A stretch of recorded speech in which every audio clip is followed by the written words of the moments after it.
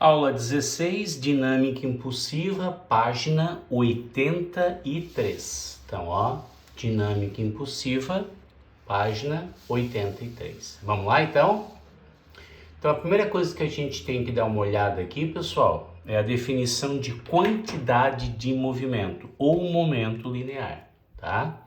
Então, quantidade de movimento é uma grandeza vetorial, que pode ser representada por Q, vetor, ou ρ, ok? Então, olha só, toda vez que uma determinada massa, adquire uma velocidade, a gente já viu que ela tem uma energia cinética. Atrelado a isso, nós temos uma quantidade de movimento.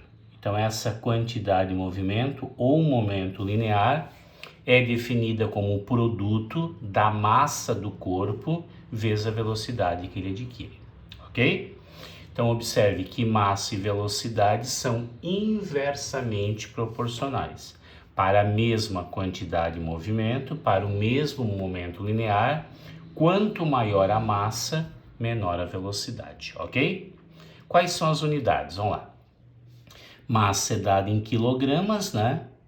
No sistema internacional, velocidade é dada em metros por segundo. Então, quantidade de movimento é o produto da massa, que é quilogramas, vezes metros por segundo, ok? Outro detalhe importante, por ela ser vetorial, sempre a quantidade de movimento, o momento linear, ela obedece o vetor velocidade. Então, para onde vai a velocidade, nós temos na mesma direção, na mesma orientação, essa quantidade de movimento, ok? Então, pessoal, é importante também falar que quantidade de movimento é uma grandeza instantânea. Como assim?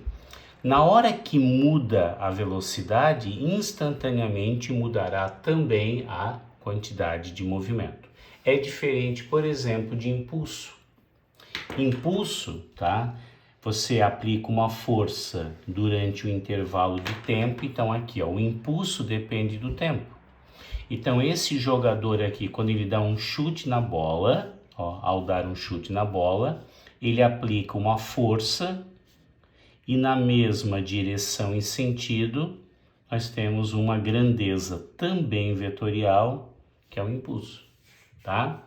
Então, o impulso é definido como a força vezes o intervalo de tempo. Força essa que é dada em newtons, tempo que é dado em segundos. Então, impulso é sempre o quê? O produto de newtons vezes segundo no sistema internacional, tá? Então, quando essa força for constante, vezes o tempo de aplicação da força num determinado corpo, pode ser um jogo de futebol, um jogo de tênis, né? E assim sucessivamente, nós teremos um impulso, tá? Então, impulso, força vezes o quê? O intervalo de tempo. Bacana? Agora, se a força estiver variando, eu tenho que aplicar uma propriedade gráfica. E essa propriedade gráfica seria o quê? Num gráfico de força por tempo, se eu calcular essa área, então a área é numericamente igual ao impulso. Então, num gráfico de força por tempo, a área é numericamente igual ao impulso. Bacana? Então, muito cuidado, tá? Que essa força aqui, ela pode estar a favor do movimento ou ela pode estar contra o movimento. Ela pode estar favorecendo o movimento ou ela pode estar prejudicando o movimento. Então, cuidado que a força pode estar para o lado de cima, que ela é positiva, ou para o lado de baixo, tá? Caso tenhamos duas áreas, o impulso total de um tempo T1 a um tempo T2 será a soma dessas áreas, tá bom? Respeitando que para cima é positivo e para baixo é negativo. Tudo bem? Eu acho que a aplicação mais clássica disso aqui, pessoal, seria o airbag, né? Então, o airbag é um sistema de segurança, tá? que é essa bolsa aqui, né, de ar. E o airbag, ele facilita a proteção das pessoas, né, pelo fato que na hora que bate o carro, abre-se essa bolsa, o tempo aumenta, quanto maior o tempo, menor a força sobre a pessoa, menor a força, menor a área. Bacana?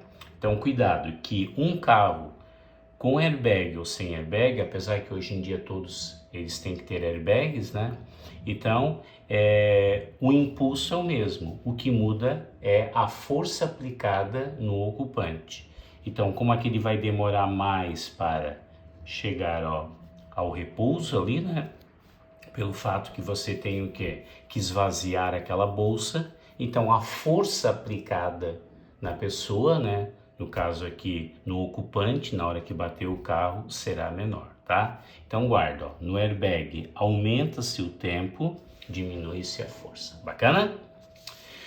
Outro detalhe importante, tá? Toda vez que você varia a quantidade de movimento, você tem um impulso da força resultante. Então imagine aqui, ó, você tem aqui um corpo com uma velocidade V1, que é a velocidade inicial, aplica-se uma força até ele atingir uma velocidade V2, que pode ser maior ou menor do que V1. Aí depende se ele está a favor ou contra. Nesse caso vai aumentar, né? Porque a força está a favor, tá?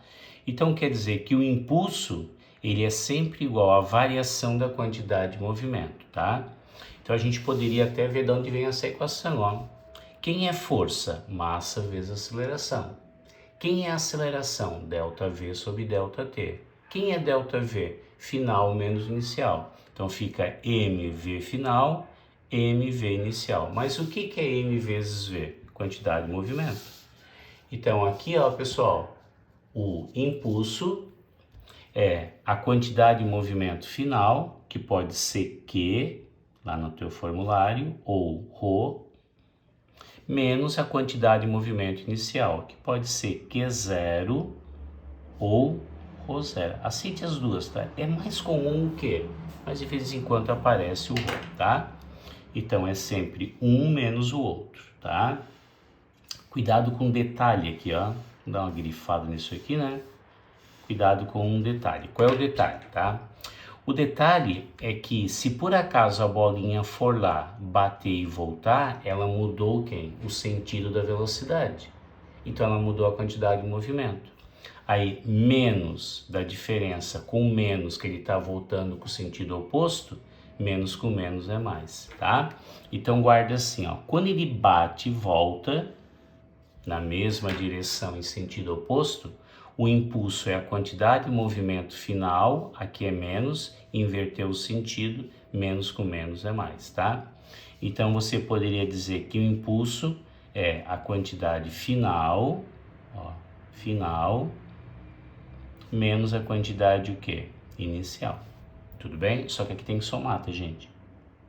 Então quando bate e volta, você soma. Bacana? Outro detalhe importante é a definição do quê? De sistemas isolados. O que são sistemas isolados? São sistemas onde o somatório das forças externas é igual a zero, tá? Então, sempre acontece quando você tem uma situação onde, ó, aqui nós temos um menino, tá? Em cima de um skate, tá? O que acontece? Ele, vamos desprezar o atrito aqui, né? Ele joga a bolinha para frente, então a bolinha sai com uma velocidade v' da bola e ele vai no sentido oposto. Então, se o somatório de todas as forças que estão aqui, ó, der zero, que normalmente é quando a gente fala de choques, né? Quer dizer que esse sistema ele é isolado, ok? Então, olha só, pessoal, somatório igual a zero. Então, o que é importante você guardar? Ó? Que quando você tem impulso, ó, coloca ali para mim, ó, é igual a força vezes tempo. Acabamos de ver isso. Então, se o sistema de forças externas tá somado dá zero, aqui é zero. Então, zero vezes qualquer coisa dá zero. Então, impulso é igual a zero. Mas o que é o impulso? É a quantidade de movimento final menos a quantidade de movimento inicial, é igual a zero. Então, em todo sistema isolado, guarda aqui, ó, passa para cá, muda o sinal, ó. A quantidade de movimento inicial é igual à quantidade de movimento final, tá? Nesse caso em particular, o menino veio para cá, quando ele jogou a bola para frente, então aqui, ó, sentido oposto. Quem é a quantidade de movimento menino? É a massa do garoto vezes a velocidade. E para frente, daí nós temos o quê? O movimento da bola, né? Então a quantidade de movimento aqui, ó, massa da bola vezes a velocidade, ok? Cuidado com o detalhe, tá? Inicialmente estava todo mundo parado. Depois que ele jogou, o menino vem num sentido e a bola vai no outro. Bacana? Então, sempre que tiver sistemas isolados, tá? A quantidade de movimento se conserva, ou seja, inicial igual a final. Isso é fundamental para a gente aprender o que é choques, tá? Então, para a gente entender bem a parte de choques, vamos ver o que vem a ser coeficiente de restituição. Então, o coeficiente de restituição, ele vai classificar o tipo de choque. O que é o coeficiente de restituição? Turma, o símbolo é a letra E minúscula, ó, E. Esse número sempre está compreendido entre 0 e 1, então ó, ele é maior que 0 e menor do que 1. E o número que você descobre quando ele te dá os dados vai dizer o tipo de movimento, tá? E ele é uma grandeza adimensional. Por que adimensional? Aqui é metros por segundo, aqui é metros por segundo, então ele fica simplesmente um escalar. Então ele é definido como quem? A velocidade relativa de afastamento. Então grifa para mim, ó. Afastamento é após o choque. Ó, após o choque. Pela de aproximação, que é antes do choque. Antes do choque. Então assim, pessoal, ó. Vamos imaginar que essa bolinha B estivesse parada. E que vinha quem? Uma outra bolinha, VA, e vai colidir com VB. Aqui existe o choque, a colisão, né, a interação. E depois o que acontece? Elas podem, cada um, ter uma velocidade independente. Depende da massa, o A pode vir aqui, ó, bater e voltar. Pode acontecer o que, ó? Essa bolinha vir aqui, uma parar e a outra continuar. Podem sair com a mesma velocidade. O que eu quero que vocês guardem, que aqui a velocidade, ela vai influenciar na quantidade de movimento. Então, esse sistema aqui sendo isolado, tá? A quantidade de movimento se conserva. Então, o que acontece depois do choque é o afastamento. Nós temos 3 situações, tá? Então, quais são as 3 situações que podem acontecer aqui, ó? Então, comigo, ó. Nós temos, então, 3 tipos de choques, tá? Que também são chamados de colisões mecânicas. Primeiro, vamos imaginar que nós temos uma bolinha aqui, ó. E essa bolinha, deixa eu pegar uma régua aqui, essa bolinha está numa certa altura H. Tudo bem? Ó, a bolinha está numa certa altura H. Vamos chamar esse H de H maiúsculo, Hzão, tá? Ó, nós temos uma certa altura. A bolinha é abandonada e ela desce. Então vai desenhando comigo aí, ó. Ela desce. Aí pode acontecer 3 coisas. Quando ela colide com o chão, ela pode voltar na mesma altura. É um tipo de choque. Ela pode voltar numa altura menor, que é mais comum, né? Porque sempre tem perdas na hora do choque, ou ela pode não voltar, tá? Então, essa altura que ela voltou, eu vou chamar de H minúsculo. Aqui é H minúsculo, e aqui é o chão. Se por acaso, gente, ó, ela voltar na mesma altura que ela foi abandonada, tá? Então, a altura final é igual à inicial. Esse choque aí é chamado de perfeitamente elástico. É um choque onde, ó, a velocidade de afastamento é igual de aproximação, ele conserva energia cinética e a quantidade de movimento se conserva, porque é um sistema isolado, tá? Então, o que acontece? A energia cinética inicial é igual à energia cinética final, ok? Isso aqui é muito comum naquele pêndulo de Newton, que é aquelas bolinhas, quando você tem várias bolinhas penduradas, você levanta uma bolinha e solta, e só a última, aí elas estão juntas, né? Só a última levanta. Então, esse é um choque perfeitamente elástico, ou seja, ele volta para a mesma altura. Então, aqui não tem perda de energia, ok? O segundo choque é chamado choque parcialmente elástico. É aquele que tem uma perda por calor, por atrito, né, por barulho, então ele chega numa altura menor. Então, o que nos mostra isso é um coeficiente de restituição entre 0 e 1, tá? Então, vamos imaginar que fosse 0,4. Aqui, ó, se aqui fosse 0,4. Se aqui é 0,4, quer dizer que a velocidade de afastamento é 40% da de aproximação. Teve perdas, tá? Então, olha só, no caso aqui da bolinha, ela chega numa altura menor, tá? Então, há dissipação de energia. Mas pode acontecer o quê, ó? Pode acontecer que ele tem uma perda máxima aqui, ó, que é chamado de inelástico. Então, quando você tiver o inelástico aqui, ó, se for nesse caso, as bolinhas saem com uma velocidade incomum. Se for o caso da altura, ela não sobe, tá? Então, olha só, aqui, ó, a altura é maior e aqui a altura final é 0, né? Ó, que a altura final ele não sobe, é 0, é nula, tá? Então, ele fica aqui no solo, vamos escrever assim, ó, no solo. Então, essa altura aqui, ó, final, vamos chamar de a galinha, né? Pode ser? Galinha igual a 0, ok? Por exemplo, uma bola de boliche, tá? Então, guarda. Quando ele for inelástico, ele adquire uma velocidade em comum, ok? Um exemplo, então, que eu tinha dado para vocês do perfeitamente elástico é o pêndulo de Newton, tá? Então, aqui você, ó, levanta a primeira bolinha, solta, e só essa última que levanta. Se eu levantar duas bolinhas aqui e soltar, duas de lá, ok? Então, esse é o pêndulo de Newton. Quando todas as bolinhas forem de mesma massa, de mesmo volume, tá? Não tiver perdas, isso é um exemplo de um choque perfeitamente elástico, ok?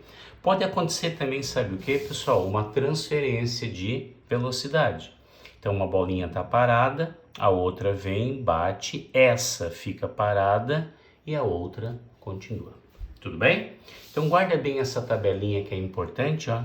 A tabelinha que conserva energia, há uma dissipação ou nem existe mais a elevação, nem existe mais velocidade independente, e sim juntas. Bacana? Então, isso eram as colisões mecânicas ou choques mecânicos, ok? Vamos fazer os exercícios, então? Vamos fazer os exercícios, ok? Então, todo mundo lá na página 84 e vamos fazer os exercícios aqui, tá bom? Então, gente, ó, juntos. Primeira coisa que eu queria que vocês fizessem, aqui teve um erro de digitação, tá? É 1 e não 7, tá?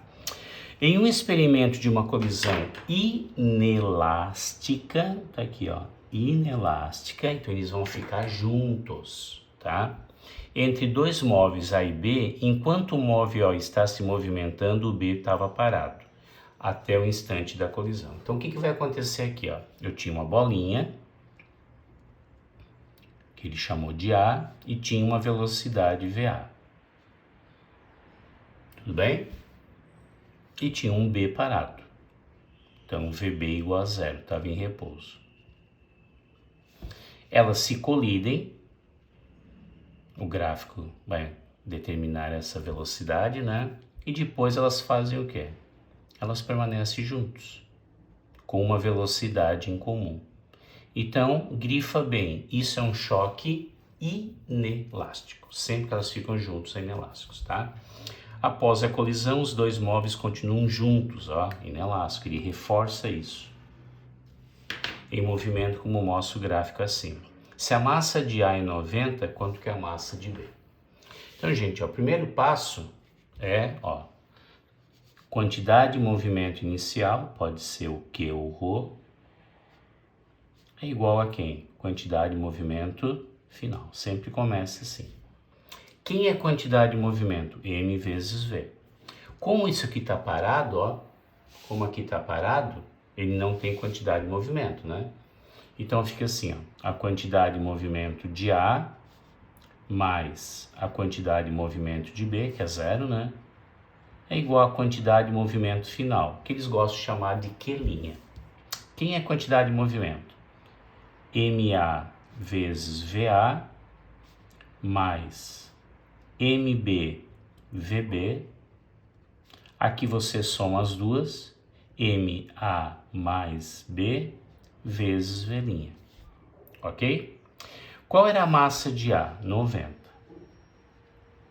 Tá ali. Qual é a velocidade de A? Pessoal, velocidade é distância pelo tempo, e o gráfico mostra isso, ó.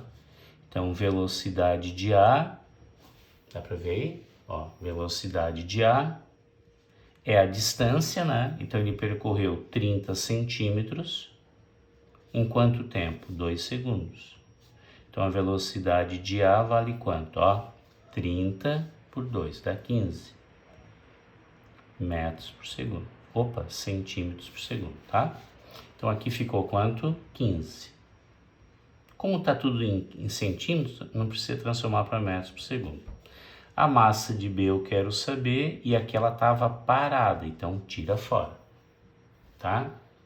É igual a quem? A massa de A, que é 90, mais a massa de B, vezes a velocidade final, que agora está aqui, ó. Tá vendo, ó? É esse pedacinho. Então, ele percorreu quanto? Quem é o V' de todo mundo junto aí? Então, o V' seria o quê? De 30 até 36 é 6. Quanto tempo? De 2 até 3 dá 1. Então, todo mundo se afasta com 6 centímetros por segundo, vezes 6. Ok? Pessoal, dá para te dar uma simplificada aqui, né? Ó, 90 que divide por 6 dá 15. Então, ó, 15 vezes 15 dá 225. É igual a quanto? Ó, 90 mais M, né? É isso? Mais o que, ó? A massa de B. Ok? Então, 225, 90 mais a massa de B. Ok? Então, simplifiquei aqui. Então, aqui você vai passar para cá, ó, 90 menos, então fica 225, menos 90, né? É igual a massa que eu quero, que é a massa de B. Então, 225 menos 90 dá 135, né? Aqui vai dar 135 o quê? Gramas. Tá bom? Gabarito, letra A. Mas o original era 210 aqui. Tranquilo? Vamos para a segunda? Vamos para a segunda. Tá? Deixa eu ver como é que tá aí. Questão da CAF. Um drone eleva uma caixa de 5 kg com velocidade vertical constante de 2 metros por segundo. O desenho tá aqui, ó. Questão da CAF, tá? Como mostra a figura abaixo. Em uma certa altura, o fio que prende a caixa ao drone arrebenta e o drone passa a subir sozinho. Cuidado, hein, ó. Ele passa a subir sozinho. Considere o intervalo de tempo entre o instante em que a caixa se solta e o drone e o instante em que a caixa começa a descer para marcar V ou F, ok? Então vamos lá. Primeiro, o trabalho realizado pela força peso é de 10 joules. Pessoal, trabalho é igual à variação da energia cinética. Então, o trabalho está contra o movimento, é menos M mv² sobre 2. Porque finalmente vai ser 0, né? A caixinha vai o quê? Ó? Subir e na altura máxima é 0, tá? Então, o trabalho vai ser o quê? Menos, quanto que é a massa? 5. A velocidade é 2². Não esqueça que a caixa começa com 2 e lá na altura máxima é 0. Então, aqui é a final, que é 0, menos a inicial, que é mv² sobre 2. Então, o trabalho vai dar quanto? Menos, tá? 2 vezes 2, 4, né? Pode cortar esse com esse, vai dar 10 joules. Primeiro tá certo, pessoal, verdadeiro. Se o primeiro é verdadeiro, aqui você já pode tirar isso aqui fora. A quantidade de movimento da caixa permanece constante? Não. A caixa vai perdendo velocidade e ela vai mudando quem? A quantidade de movimento. A segunda é falsa, tá? O impulso aplicado pela força-peso sobre a caixa é 10 Nm². Impulso é a variação da quantidade de movimento, que no final é 0 porque a caixinha parou, tá? Então, ó, dá pra ver daí? Deixa eu botar aqui. Então, ó, impulso é igual a quem? Final, que é mv, que a caixa para, menos mv0, que parou. Então, impulso é igual a quanto? Menos, quanto que é a massa? 5. Qual é a velocidade que ele tinha? 2. 5 vezes 2, 10. Negativo, né? Newton/segundo. Verdadeiro. A energia cinética da caixa na altura máxima alcançada é 0? Sim. Por quê? Porque ela parou, né? Verdadeiro. A energia potencial do drone permanece constante? Não, ele vai subindo, né? Não esqueça que a energia potencial é mgh. O drone continua subindo, aumenta a energia potencial. Falso. Gabarito, letra A. Tranquilo? Mais uma de choques? Vamos lá. Questão número 3.